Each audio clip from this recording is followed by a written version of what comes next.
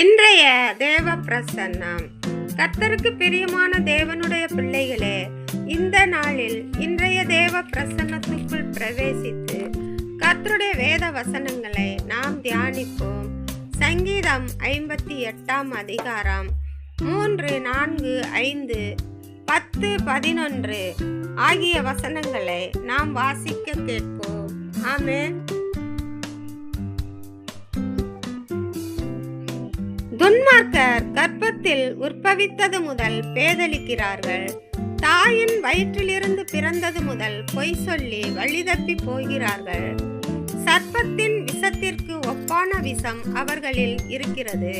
பாம்பாட்டிகள் வினோதமாய் ஊதினாலும் அவர்கள் ஊதும் சத்தத்திற்கு செவிகொடாதபடிக்கு தன் காதை அடைக்கிற செவிட்டு விரியனை போல் இருக்கிறார்கள். பழி வாங்குதலை நீதிமான் காணும் போது மகிழுவான். அவன் தன் பாதங்களை துன்மார்க்கனுடைய இரத்தத்திலே கழுவுவான். அப்பொழுது மெய்யாய் நீதிமானுக்கு பலன் உண்டென்றும் மெய்யாய் பூமியிலே நியாயம் செய்கிற தேவன் உண்டென்றும் மனுஷன் சொல்லுவான். ஆமென். கர்த்தருக்கு பிரியமான தேவனுடைய பிள்ளைகளே, தாயின் வயிற்றில் உற்பவிக்கப்பட்டது முதல்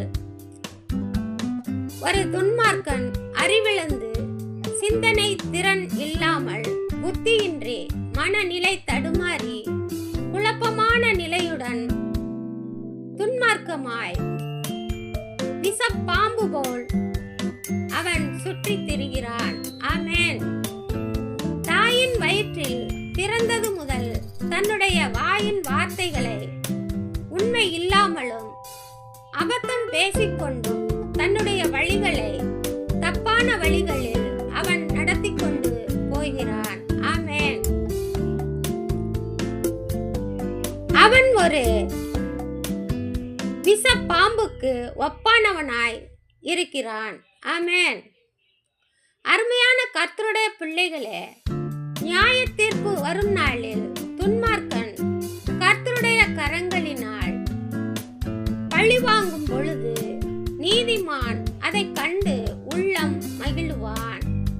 நியாய தீர்ப்பு நாளில் துன்மார்க்கனுடைய இரத்தம்